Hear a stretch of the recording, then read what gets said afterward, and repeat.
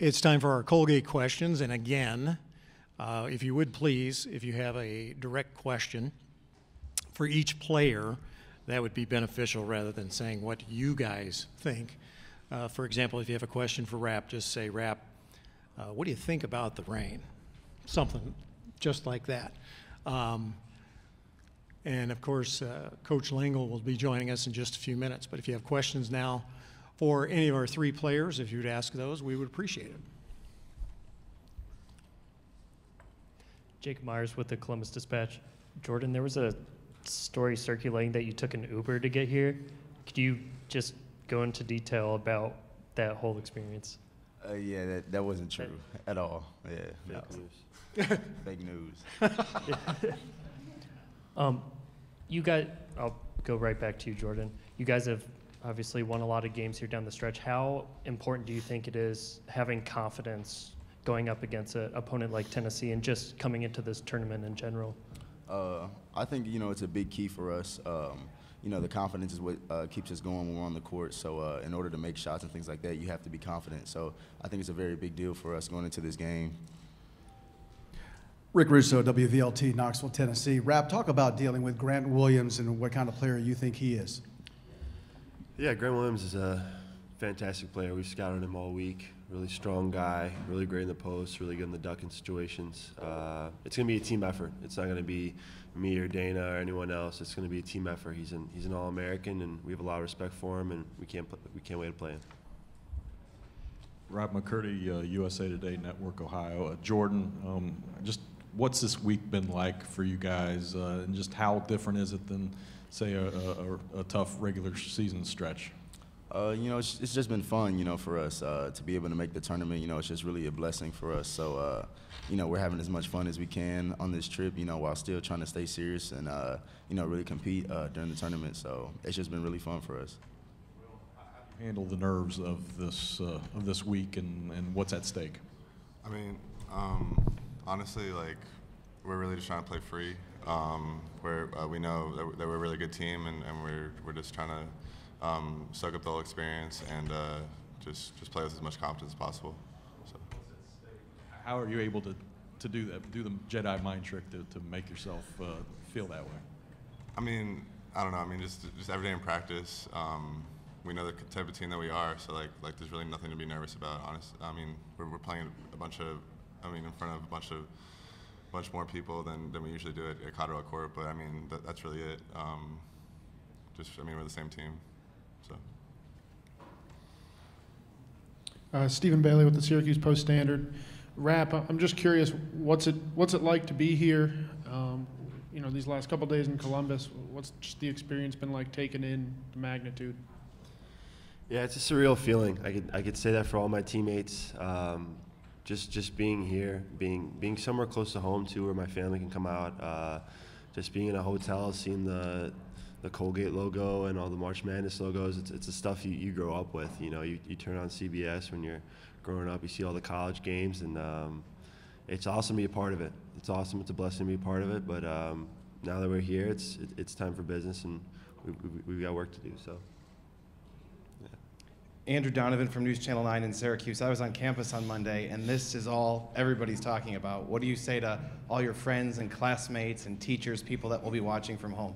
Just thank you. I mean, thank you for my professors for letting me come here. But in all seriousness, no, thank you so much. We know we're going to get a lot of good viewership back home around that area. We've been supported. We've been understood. And guys have really been, even coming out here, we have a lot of football players coming out here to support us, just really, really thankful to them. And one more question for me. Have you looked at 15 seeds from the past, Florida Gulf Coast, Middle Tennessee? Have you looked at their storylines and kind of figured out what their secret was? Not necessarily looking in depth with it, but I know just looking at Middle Tennessee being Michigan State and just great upset stories, and it all could happen. Like Will said, we're playing free. We're not playing with nerves. We're really happy to be here, but we also know we earned our way here. It's not just a fluke that we're here. So we know we deserve to be here too. So. Jordan, especially with Bone at the point, Tennessee likes to go fast and can speed it up. What's the key against that in trying maybe to slow them down? I mean, you know, our coach, they devised a good game plan for us. So basically, we're just gonna go in there and do what Coach says. You know, there's nothing new for us. We're just gonna go out there, play hard. You know, they're another team just like us, so we're gonna go out there, play hard, and leave it all out on the court. Geoff Bishop, WKXZ Radio. Will, you're the elder statesman of this group as far as wearing a Colgate uniform. What's been the difference this year and kind of the journey for you for 3 years to get to this point with this team? Yeah, I mean, I think it just shows that just every single day since I was a freshman, our whole team has just been putting in work, and we attracted guys like Jordan and Rav who are really good players, and I think during league play just started all coming together, and it's been really fun to be part of that. You're the newcomer this year, the transfer that came in. How has it been fitting in with the team, and how is it that you've helped them get to this point? Honestly, it just goes a testament to Coach and these two guys right here with all my teammates. I didn't know how I was going to fit in. I knew that, you know, people told me they needed me here, and you know, I could contribute, but they took me in. They, you know, they put their egos aside. They put their their stats aside. They're just like, we just need to win. We want to win. We want to make the tournament. And as it goes a testament to these two guys, you know, they've been really humble. They've really been really kind in taking me in. So I'm really appreciative for them. Wes Rucker with 24/7 Sports. Jordan, I know that, you know, as well as y'all shoot the three ball as a team, there's also the turnover numbers kind of are what they are, and they're pretty high. How paramount is it, how important is it to kind of keep the ball, you know, to not let Tennessee get out and run by a team with that much athleticism? How important is it to kind of take care of the ball? Yeah. So we've stressed that a lot in practice, you know, the turnover margin and things like that. So, you know, it's very important because they can get out and run and get a lot of easy points in transition and things like that. So basically what we're doing is just, you know, planning on running good offense, moving the ball, and making sure that whenever we're rebounding, things like that, we can get defensive rebounds and offensive rebounds at the same time so they can't get out on easy runouts. Steve Lehman, WTVF in Nashville. Rap, you mentioned watching this tournament when you were a kid.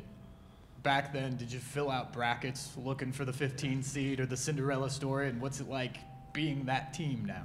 Yeah, no, 100%. It's unimaginable. I remember just making all these brackets and always being wrong. My little brother would always beat me, just picking out random teams, and he always get all the upsets. But no, just being here. Obviously, I didn't make a bracket, but just being here, and it's such a surreal experience. Just knowing that you've got, you know, other kids watching our games on national TV, and just other kids that are like me, you know. So. Rap said he didn't make a bracket. Did either of you other guys make a bracket, and did you pick yourself if you did? Nah. I've just gotten a bunch of pictures like, oh, Colgate Sweet 16, blah blah. So I mean, it's just really fun to just see all my friends picking us, and but yeah. So. Yeah, same with me. Didn't make a bracket, but you know, I got two brothers. They both picked us to win the national championship. So it's good. Yeah. Go ahead. Mark Harmon from Newsday in New York. This is for each of you. Following up on that, I'm sure you were all March Madness fans when you were kids. For each of you, what comes to mind? What's your favorite moment from watching this tournament? My dad actually used to work for Newsday, I think the best part is just seeing our name everywhere, like seeing Colgate everywhere, and just like trying to show as much exposure about Colgate because a lot of people don't really know that, and I feel like that's the best part. When you were a kid. When I was a kid. Just filling out the brackets, looking at the newspaper, turning on Sports Center. That's honestly the best thing. So. Yeah, for me, honestly, I don't even remember a time. You know, when I was younger, I was really into football. So, you know, March Madness was just something I just turned on the TV and watched. You know, got to see on ESPN. Filled out a couple brackets when I was younger, but that's about it for me. For me, I have definitely pretty memorable. My cousin played for Florida State when they won the ACC, so they went to the Big Dance a couple times. Went to the Sweet 16. They got knocked out by a good VCU team with Shaka Smart that year, I think. But yeah, growing up watching him, he was a big inspiration to me. He him playing well, winning the ACC, it's just inspiration for me because, ACC is run by those two teams usually, and they were kind of the underdog that year. And actually, today's his birthday, so I'll give him a shout out. Happy birthday, David. David is Dilkes. Eric Malinowski, KXC Radio. Jordan, for you, I'm sure when basketball became serious in your life, you envisioned playing in the NCAA tournament, but was it kind of surreal, a kid from San Antonio representing a school from small Hamilton, New York? Yeah, it's surreal still, to this moment. Just growing up, when I, decided to stop playing football in 9th grade and just decided to focus on basketball, thinking about making it to this moment was never really a thing. I never really thought I was even going to be able to have this experience, be able to be here with this wonderful group of guys with a great head coach and great assistant coaches and things like that. So this is something I could have never envisioned. I'm blessed, really.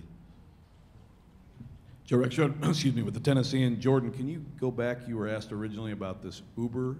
Can you elaborate on that? This is like a fake tweet. Yeah. And then what was the reaction since then? I found out about it last night. My mother called me, and she was like, "Wow." She's like, "I know if you would have missed this flight, that I know you would have picked up the phone and called me, right?" And I was like, "Yeah, Mom. I'm in the hotel and things like that." So. I had a lot of little messages like, "Hey, did you not make it? Like, wow, they left you, really? Like, that's crazy. After everything you've done." Like, people were telling me all this stuff, and it's funny, but yeah, it was just a fake tweet. It's pretty hysterical. So. Just a question again for Jordan. I know that y'all shoot the three ball at a pretty high clip and have most of the season, especially the past couple months. In Tennessee, as good as it's been this season, has sometimes been vulnerable from there. Is that something you feel like y'all can take advantage of if you play your game? Yeah, of course. I think everybody, looking at this game says that, if we can shoot the three ball well, that we'll have a good chance of winning this game. And, that's our plan. We're planning on hitting shots. We're planning on going in and making the right shots. So, the three ball is going to be very important in this game, and hopefully we can knock down and come out with the win. Anybody else? Terrific job by the players. Thank you very much. Coach Langle will join us here momentarily. Thank you.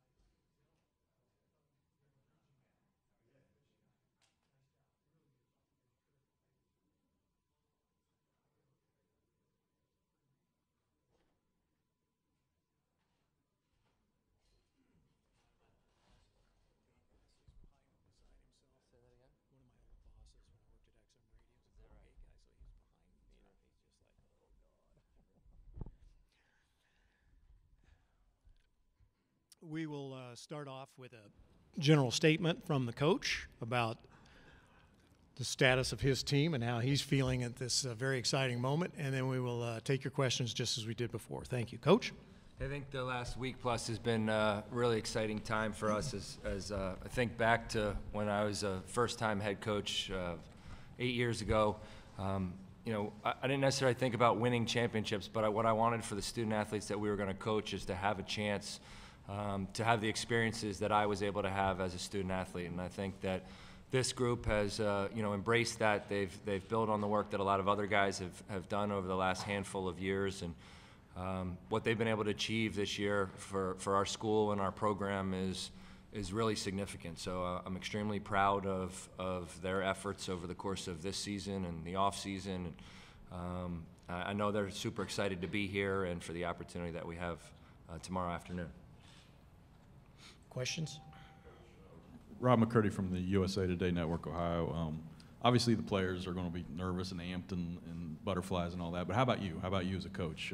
How do you deal with it, and how do you keep your focus on the biggest game of your season? For me, I don't really look at it like the biggest game of our season. For me, that to the last 8 regular season games. If we were going to have a chance to do what the group set out to do, be regular season champions, we're going to have to win them all. And then obviously to get to this stage, to win 3 games in whatever it was, 8 or 9 or 10 days, I think those games are the ones that you are really concern yourself with the coach. Are we doing everything we can to prepare? Are you, in game making the adjustments that you need to? Here for this game, I don't think there's many people out there who are expecting us to win. So in so many ways, the pressure's off. I think what we're trying to do as a coaching staff is we have the good fortune of having been in our players' sneakers before. And so just trying to share with them, there's going to be some nerves. There's absolutely some excitement. When the ball goes up, it's a game. It's just a basketball game. So all this stuff that is new for them, hopefully we'll settle down early in the game and play the way we've played all season and give ourselves a chance to be really competitive. Geoff Bishop, WKXZ Radio. Coach, for a lot of fans and young players, tomorrow will be the first time they see Colgate play on the national stage like this. What kind of feel do you want them to take away from the game after watching Colgate play? What do you want them to know about Colgate basketball after watching them in a game like this? Yeah, thanks, Jeff. I hope that we're able to play, the way we've played all season. And for me, that's a group that really helps one another all the time.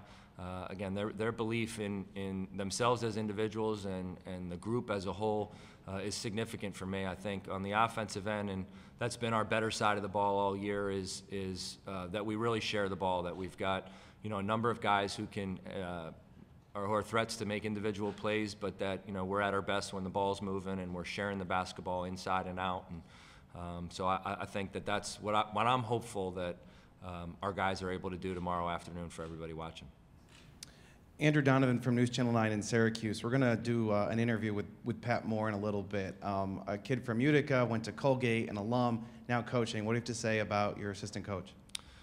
I'm thrilled to have him as part of our coaching staff.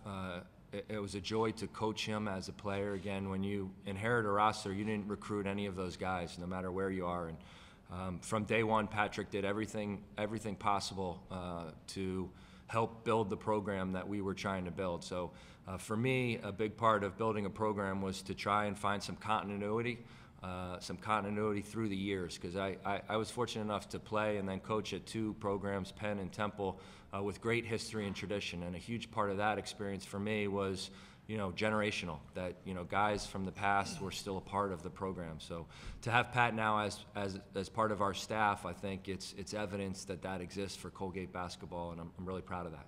Have you looked at any other 15 seeds in tournament history, Florida Gulf Coast, Middle Tennessee, Cinderella stories of the past for your own preparation, or have you discussed it with your players? No, to be honest with you. I mean, I did go back and watch the Loyola Chicago game against Tennessee from last year, as well as other games. Again, we don't resemble many SEC teams. And so, as you try and find some ways to be competitive against a team like Tennessee, you do try and find some common games, some teams that maybe you can identify with how they play, how they manage the game, how they were able to stay competitive. But I haven't gone back into the history. I mean, I remember watching them as a kid, but I haven't gone back to study them in our preparation. And I guess my last question is, I was on campus on Monday, and I asked this of your players. This is what everyone's talking about on campus. What do you say to the campus community watching at home?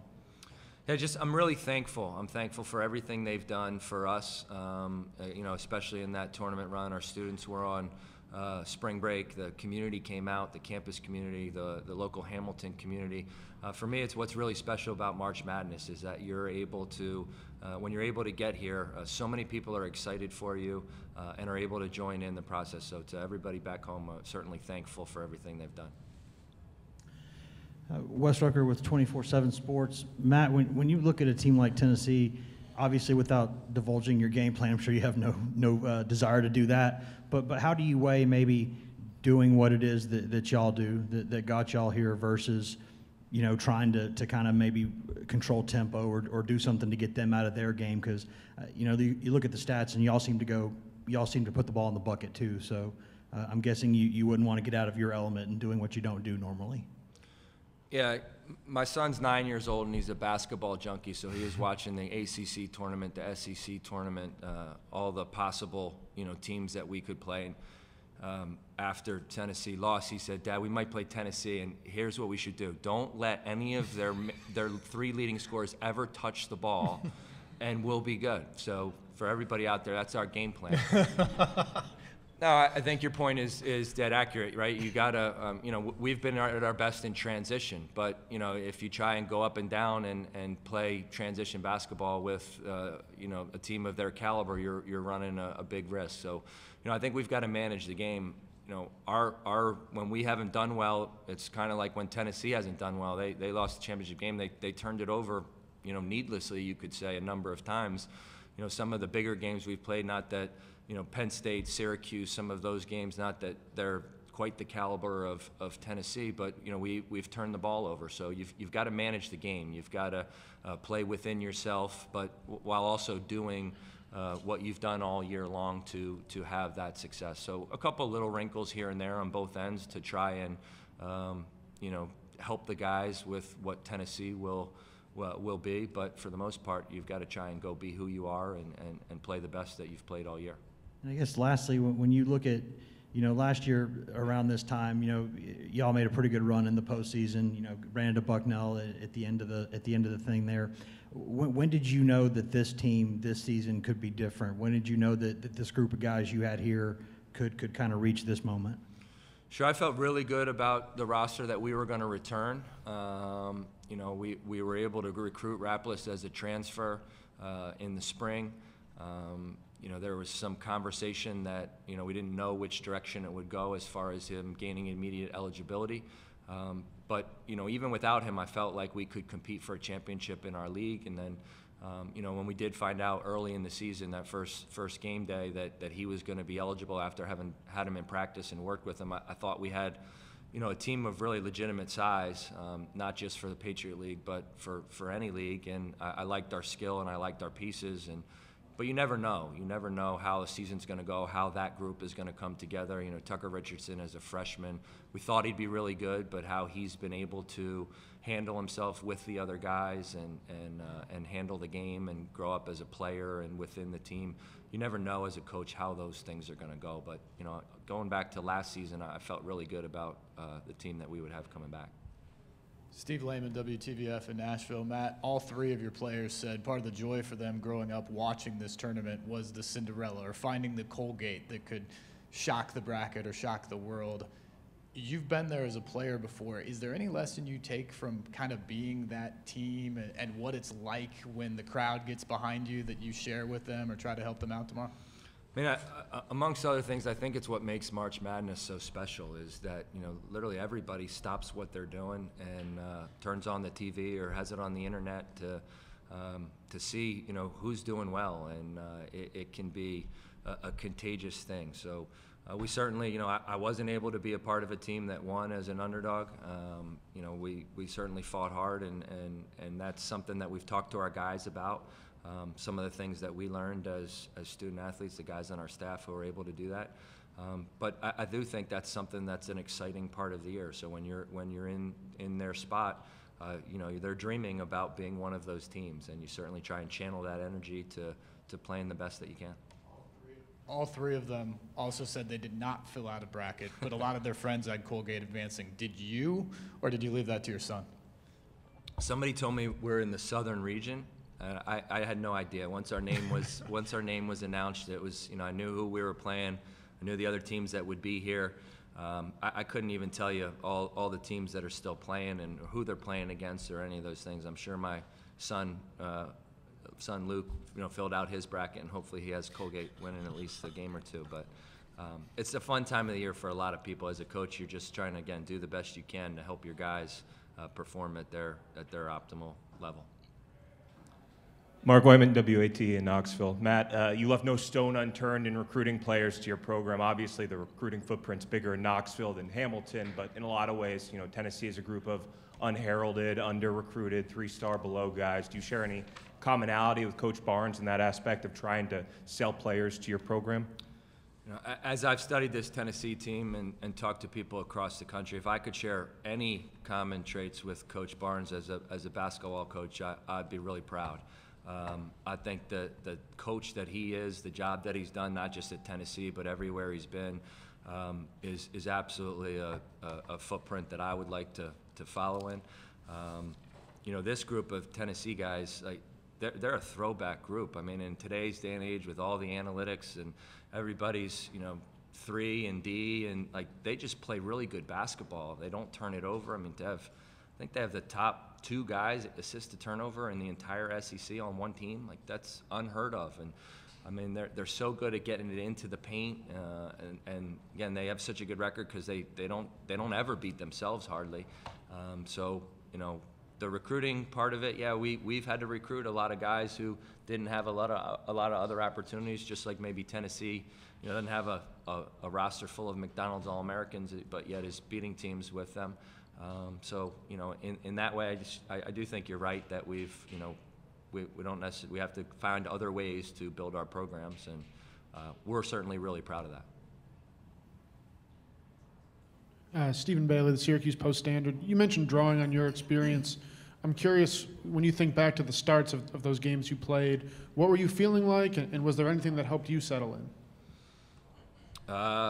Yeah, you're nervous, you're excited, there's a sense of energy. Again, our guys don't experience these things, press conferences with their names in front of them, and you know, this size of arena, and all the things that go into the NCAA tournament. So you know, you're balancing enjoying the moment with, you know, getting yourself ready to play the best you've ever played.